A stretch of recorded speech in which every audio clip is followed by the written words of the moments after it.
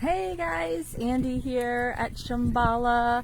Just wanted to come live today to talk about what we posted yesterday for Giving Tuesday and how every little bit counts for us here on Shambhala. I'm standing at the Red Barn. It's a it was a cool morning, I should say. 17 degrees compared to Colorado and what's going on out west right now. I'm sure that's just tepid, but for Tennessee that's cold, and I'm standing outside. And we still have a garden going. I'm so excited. I just tasted some of that lettuce. You know, all those cold crops, they love that temperature drop and rise and get some sunshine. And so it's crazy that it's November 20 something, 9, and we still have, you know, some beautiful garden growing here, but everything else has been put to bed. And we're starting to envision what 2024 looks like. And so I wanted to come and just share a little bit about Shambhala and what it means to us and why we're here. We purchased this land as a collective back in 2022 and spent all of the rest of 2022, half of 2022 from June to December, building our road and starting with some infrastructure, and then in 2023 working on our homes. We have 2 homes here on site so far, a tiny home and a yurt home, and we are looking for, eventually, this will be a place for 8 to 9 families where we all collectively farm and homestead together to make the load lighter. We all still, the founders, the 3 founders who came together to start this intentional community and permaculture education center, we all collectively love to travel. So we thought, you know, why not do this? Why not have this model be our model so that, you know, when one of us wants to travel and take off for a month or a couple weeks, the rest of us are still here, or some of us, not all of us maybe, are still here to help collectively grow what we want to grow, food-wise, animal-wise, and community-wise. So what we envision down the road for us, our 5-year plan, is food forests. So if you're not familiar with that term, food forest is, think of a forest, but it's food, right? So you can walk through and graze and pick elderberries or any kind of berry, any cane berry. We're going to grow quite a few of those, blueberries, raspberries, blackberries, right? They all grow native here in Tennessee, which is so great. Trees like persimmon, pawpaw, pear. Tennessee Tree Day just announced their tree list for 2024, so we're going to get some of those bare root stock.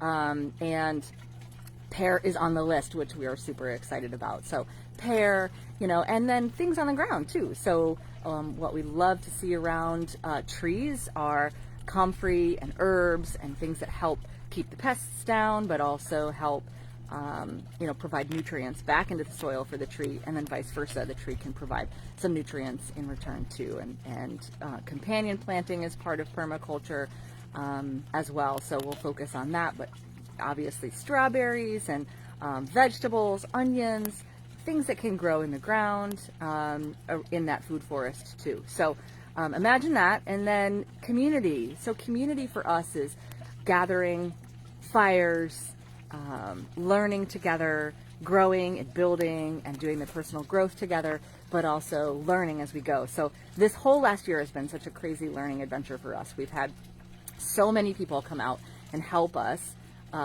learn how to do what we needed to do to build the home sites.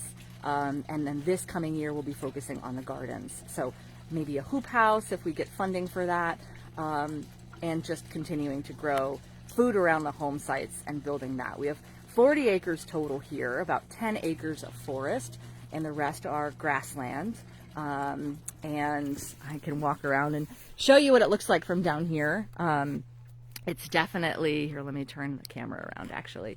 So it's definitely barren right now, right? We've got a lot of broom sage that's, you know, dying back, grasses, lots of native things. Persimmon, I don't know if you can see this tree right here up in the distance. This one that I'm zooming in on, that's one of our native persimmon trees that's fruiting every year. So far here it's fruited. So lots of fruit, lots of vegetables, lots of native herbs too, lots of plants that we want to have in our native medicinal garden. So big vision there. And then, like I said, the hosting, the community. We hosted in 2024 5 WOOF interns, and WOOF is a worldwide network of organic farms where people can register to come and live for a time, a couple weeks or a month, and work trade to live. So you feed them, teach them, and it was so enriching for us to have young, energy, eager people, men and women we had here learning. 3 women and two men come to us last summer, this summer of 2023, last summer. And we hope so many more will come. So if you're familiar with WOOF, you know how amazing that 50-year legacy is for them. And then for around the world, like, it's crazy how you could, I mean, even as an adult, I'm like, I would love to go to Australia in the winter maybe and WOOF for a month, right? Because it's so enriching to see what other people are doing and learn from them, but then also be a part of what they're creating, which is what was great about our woofers this summer. So if you're not familiar, just go to www.oof.usa and you can look for Shambhala, or look and see what other farms are near you and go check them out for a day if you want. You don't have to spend the night even.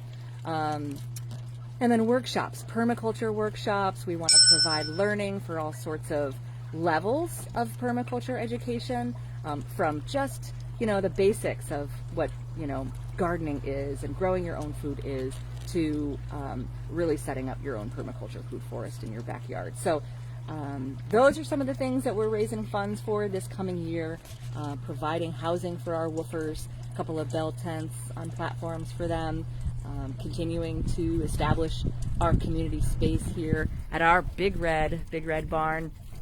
So water catchment on the barn is a goal for this summer. So anyway, if you've been watching, thank you for taking the time out of your busy day and busy holiday season to watch and learn a little bit more about Shambhala.